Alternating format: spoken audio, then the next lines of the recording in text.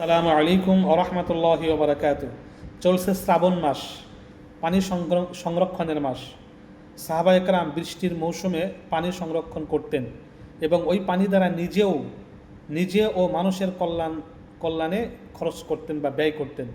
পানি হলো পৃথিবীর সবচেয়ে বড় নিয়ামত, আর এই পানির মধ্যে বৃষ্টির পানি হলো সর্বশ্রেষ্ঠ সর্বশ্রেষ্ঠ পানি। জমজমের পানির পর বৃষ্টির পানির সবচেয়ে মূল্য বেশি।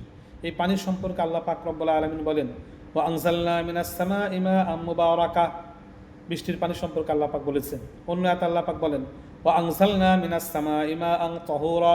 আমি আসমান থেকে যে পানি বর্ষণ করি সেটা হলো সবচেয়ে পবিত্র পানি। পানির কত দাম, পানির কত গুরুত্ব, এ সম্পর্কে কোরআনে কারিমে আল্লাহ পাক অনেক আয়াত নাজিল করেছেন।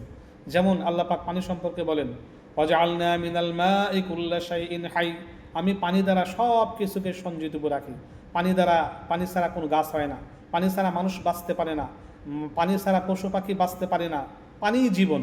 এই জন্য পানিকে আল্লাহ পাক সঞ্জীবিত রাখার সবচেয়ে বড় মাধ্যম হিসেবে উল্লেখ করেছেন। অন্য আয়াতে আল্লাহ পাক ইরশাদ করেন, আফরাআইতুমুল মা আল্লাযী তাশরাবুন আআনতুম আনজালতুমুহু মিনাল মুজনি আম নাহনুল মুনজিলুন লাউ নাশাউ জাআলনাহু উজাজান ফালাউলা তাশকুরুন। তোমরা পানি পান করো, সেটা নিয়ে ভেবে দেখেছো? কে পানি দেয়? আসমান থেকে পানি বর্ষণ করে কে? তোমরা না আমি? কারো সাধ্য নাই আসমান থেকে জোর করে পানি বর্ষণ করে। আল্লাহ পাক বলেন, আমি ইচ্ছা করলে পানিকে লবণাক্ত করে দিতে পারি। তাহলে তোমরা কি পান করতে পারবে? পারবে না। এই পানি আমিই দিয়েছি। অন্য আয়াতে আল্লাহ পাক রব্বুল আলামিন বলেন, কুল আরাআইতুম ইন আসবাহা মাউকুম গাওরান ফামান ইয়াতিকুম বিমাইন মাইন।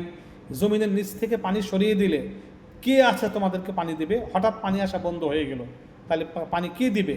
কোনো যন্ত্র দ্বারা সেই পানি আনা সম্ভব না। আল্লাহ পাক রব্বুল আলামিন বলেন, এই পানি আমিই দেই। যাই হোক, পানি ছাড়া মানুষ ও প্রাণীর জীবন অচল। তাই মানব ও মাখলুক জীবনের মৌলিক নিয়ামত পানি, এর যথাযথ সংরক্ষণ করা এবং আল্লাহর কৃতজ্ঞতা প্রকাশ করা ঈমানের দাবির অংশ।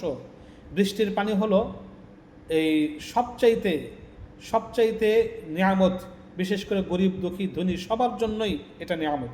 বৃষ্টির পানিতে বরকত হয়। আল্লাহ পাক নিজেই বলেছেন যে বৃষ্টির পানি হলো সবচেয়ে বরকতময় পানি। ওয়া আনজালনা মিনাস সামাই মাআম মুবারাকা। সবচেয়ে বৃষ্টির পানি হলো বরকতময় পানি। এই বৃষ্টির পানিতে ভাত রান্না করলে ভাত সাদা ও সুস্বাদু হয়। বৃষ্টির পানি পান করলে পেটে বা শরীরে কোনো গ্যাস হয় না, গ্যাস থাকে না।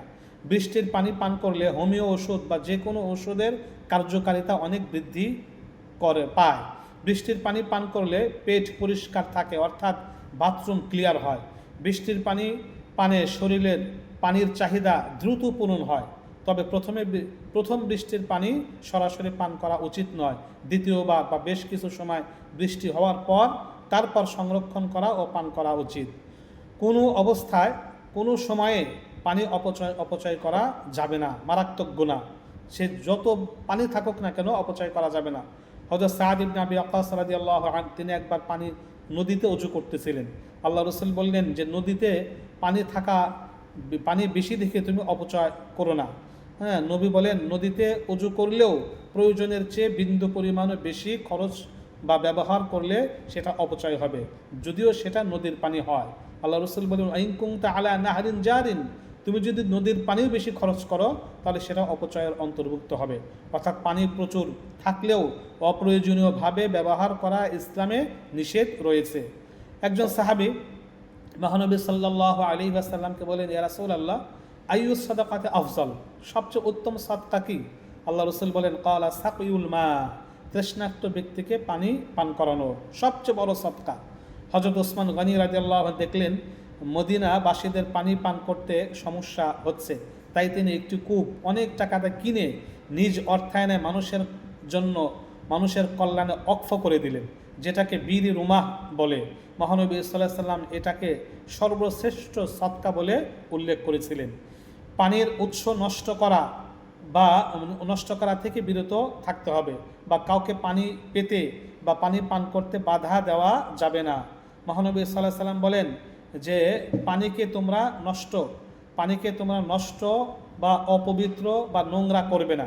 আল্লাহ রাসূল বলেন, লা ইয়াবুলান্না আহাদুকুম ফিল মাইদ দাইম আল্লাযী লা ইয়াজরি সুম্মা ইয়াগতাসিল। তোমরা স্থির পানিতে পেশাব করো না এবং তারপরে সে পানিতে গোসল করো না। স্থির পানিতে পেশাব করো না, এবং সেই পানিতে তোমরা গোসলও করো না। শুধু স্থির পানিতে গোসল নয়, আপনি প্রবাহমান পানি, নদীতেও, বড় পুকুরে, বড় নদীতেও পেশাব করা নিষেধ। কেননা পানির মধ্যে অনেক প্রাণী থাকে, অনেক পবিত্র বস্তু থাকে, ফেরেশতা থাকে, তাদের কষ্ট হয়। এই জন্য পানিতে হোক, স্থির পানি হোক আর প্রবাহমান পানি হোক, সেখানে পেশাব করা নিষেধ, করা উচিত নয়। যাই হোক, তো বৃষ্টির পানি, অর্থাৎ বৃষ্টির পানি, বৃষ্টির মৌসুম চলছে, অথবা আমরা পানি সংরক্ষণ করব, এই পানি দ্বারা নিজেরা উপকৃত হব, অন্যদের উপকার বা কল্যাণে কাজ করব। সাহাবায়ে কেরামদের জামানায় এরকম পানি ছিল না, পানির অভাব ছিল, এই জন্য তারা বৃষ্টির মৌসুমে পানি সংরক্ষণ করতেন। এখন যদিও আমরা পানি হাতের নাগালেই পাচ্ছি, তারপরে পানিকে আল্লাহর বিশেষ নিয়ামত হিসাবে এটাকে আমরা গ্রহণ করব, সেইভাবে আমরা ব্যবহার করব। বিশেষ করে বৃষ্টির পানি আমরা সংরক্ষণ করে সেটাকে আমরা পবিত্র পানি হিসাবে, বরকতময় পানি হিসেবে পান করব। আমাদের শারীরিক অনেক রোগ ব্যাধির থেকে আমরা আশা করি মুক্ত থাকব। মানে এখন অনেক আছে বৃষ্টির পানি কোনো গুরুত্ব দেয় না, অথচ বৃষ্টির পানির মূল্য সবচেয়ে বেশি, সবচেয়ে বেশি। তা আমরা এই শ্রাবণ মাস যেহেতু চলছে, বৃষ্টির, আষাঢ় শ্রাবণ বৃষ্টির সময়, এই শ্রাবণ মাসে আমরা পানি সংরক্ষণ করব এবং সেই পানি আমরা যথাযথভাবে কাজে লাগাবো। আল্লাহ পাক রব্বুল আলামিন আমাদের সবাইকে এই যে কোরআন হাদিসের আলোকে পানি সংরক্ষণের যে বিষয়টি আলোচনা শুনলাম, এর দ্বারা নিজেরা এবং অন্যদের উপকার করা এবং হওয়ার তৌফিক দান করুন, আমিন।